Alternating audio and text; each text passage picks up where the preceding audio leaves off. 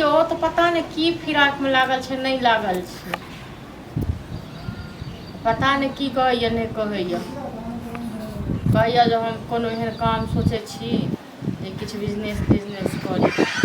हाँ ठीक छे राखू, बाद में बात भौजी की आइयो अहाँ कतौ हम मतलब भरि दिन फिरा रहे कतौ नहीं रहे छी, कामे सबके तलाश में रहे छी, कामे तलाश में छियै से तो बुझे छी, कामे के तलाश में छी। अक्सर कामो कुछ सोचे छी कि दोसर दिन करू अपन बिजनेस, से तो बुझलो।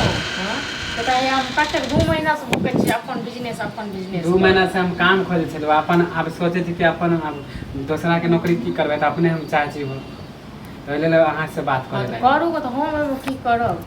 हां अरे अहे के त जरूरी है पैसा के, पैसा अपन काम करबे तो पैसा के ना जरूरी होता है।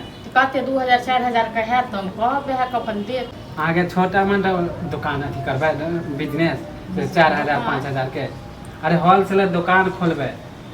हाँ तो खोलू गो तो ओमे कनी मनी पैसा नहीं लगे, 1-1.5 लाख लगते, 2 लाख। अयो अहाँ के ना त खाली ख्वाहिश जे रहिए ना बुझलो 1.5-2 लाख रुपया भए देखलक अखन तक। हां 10,000 को नौकरी करे छै अहाँ कतस देतियो 1.5 लाख। अरे अच्छा काम खोजे अथी करे छी त अहाँ के खाली लागे पैसे के जरूरी है ना। तो हमरा पास में पैसा रहते तो हमर घर वाला ने गांव में कॉल लेते यो या तो केकरो से कर्जा ले लियो। ककरा से कर्जा लिए के कते कर्जा ना तो 50,000 रुपया उठेलिए दलिए अखन तक। तो कोनो ऐस करे ला छी कि हम कमा के दे देबे हम 50,000 रुपया पर से उठेलिए ओकर सुध चल रहल छै। हां तो ओहे बिजनेस से हमहु ओइ में दे देब। हां घर से हमरा फुर्सत नहीं होइया हम कर्जा वाला के देबै अहाँ कतस देबो खून बेच के द दी हम दुनू करानी। कते दिन से हम सोचे छलु त आइ हमरा अथी हां तो सोचै छी न तो जाओ 2 साल 4 साल कमा लियो बुझलो आ तकर बाद पैसा जमा कर रखले रहते उस जगह।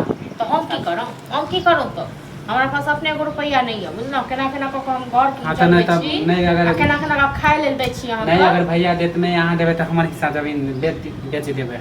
की कहलिए अपन हिस्सा जमीन हम बेच देबे अहाँ नहीं मतलब अहाँ बड़ हिस्सा वाला भ गेलिए त कथि करबे अहाँ जब भ गेल न एतुका मौगी सब अहाँ के धोछिया सब कान भरलक न हमरा किया कान भरते से त हयौ ई न बुझियो अहाँ जे बैसल घुसिया रहै छ मौगी सब न ई न बुझियो। हां त हम राय विचार ले छी हम जमीन माने हमरा कोई सिखबे नहीं। हां त एतुका मौगी सब छै हे एतुका मौगी सब आग ढारै छै एते दिन से बैठल छी एक त जब काम खोजलो जब अपन सब दिन कल दूसरा में नौकरी करिए अपन बिजनेस करे कथि के हिस्सा खन देब कथि के हिस्सा देब से कहू न। अच्छा माने हमर हिस्सा नहीं है मतलब कहे नै छै जे उठ के ठाड़ नै भेलो हिस्सा ले छी अहाँ हमर हिस्सा में से दे दियो हम बिजनेस कर ले अपन कमा के फिर खा ले।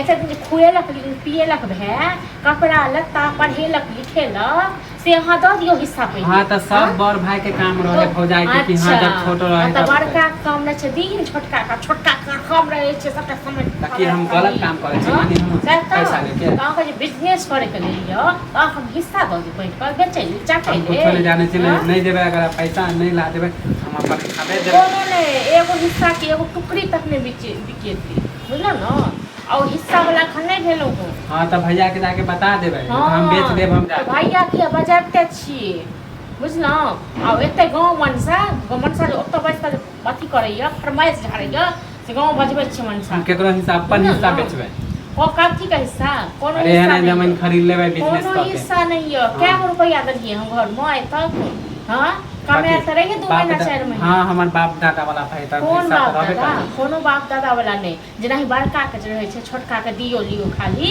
तेना ही तक जे हिस्सा रहे छै जेना तक बड़का रहे छै जिंदा ता तक बड़के के हिस्सा रहे छै जान निकलू बुझलो आठम का मौगी सब सिखबै से ल हमरा कोई मौगी सब नहीं सिखलावे है मौगी सब नहीं बना करिए कपड़ा लत्ता सब ता करिए आ हिस्सा ले वाला जब हम अपन बिजनेस करबे बजरे गिरा दब बजर खसुआ नहीं त एठुका बजर खसौनी मौगी सुना घर के सब फूटा बजा दूसरा के किया गाड़ी दे छै दूसरा के तो देबो नहीं करियो। हां त दबै नहीं गायर दबै ना अहाँ क्या लाग गेल हो अहाँ क्या लाग गेल जेकरा के नहीं को सिखबैया जब हमरा नहीं सिखबे त अहाँ दूसरा के किया गाड़ी दे छी अहाँ के लाग किया गेल कोनो हिस्सा में खाके छोड़ मिलत आ करे छ मनसा अहाँ के त अथी लागे फोन करे छिए अपन हिस्सा दे